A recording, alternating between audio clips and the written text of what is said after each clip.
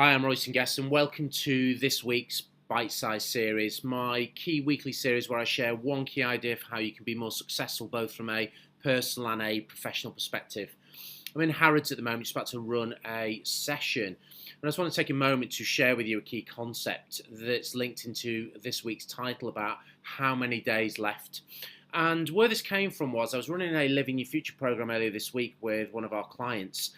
And on the program, we were talking about time. And one of the guys was saying, Royston, I need to create more time. And the one thing what my key message back to him was, you can't create more time. You know, time flies. But the great news is simply this. You're in the driver's seat. And it reminded me of a story of one of my best friends who now lives in Dubai. And about 5 years ago, he was going through a really difficult period. And we used to train in the gym together. And every time I saw him down the gym, every time I asked how he was, he'd give me all the things that were going wrong in his life, and he was really in a downward spiral. And this happened for about 2 weeks on the bounce.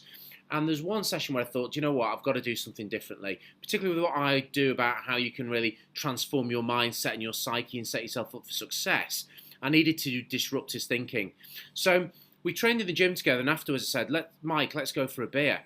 And we went to the local round the corner, and we were sat there just having a drink, and again he was moaning about all the things that were going wrong. And I said to him, Mike, here's the deal. I said, listen, how old are you now? And he was 44 years of age. I knew this because I'd done my numbers beforehand.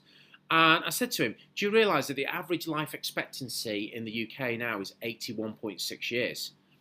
And he just looked at me and thought, where's this going? And I said, you're 44 years of age now. Do you realise that means you've got 13,505 days left? And he just looked at me with a look that said, Royston. And I just said, you know, here's the deal. For the last couple of weeks, all you've been talking about are things that are going wrong in your life. Now, every single day is a trade-off.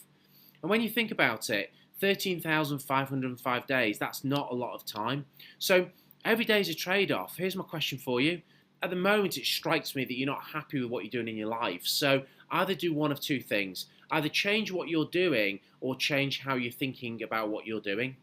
And he went away and reflected on it, and I saw him a week later. He said, Royston, I really needed that disruptive thinking. He said, there's a couple of things I'm not happy with, and one, I'm changing how I'm thinking about some things, but also I'm changing what I'm doing, and hence the reason why he's ended up living in Dubai. So what's my message for you this week? Life is no dress rehearsal. And as one said, you can't do a lot about the length of your life. What you have absolutely 100% control is what you pack into every single day and the breadth and the depth. So my question for you is, every day is a trade-off. Are you making positive, worthy trade-offs every single day?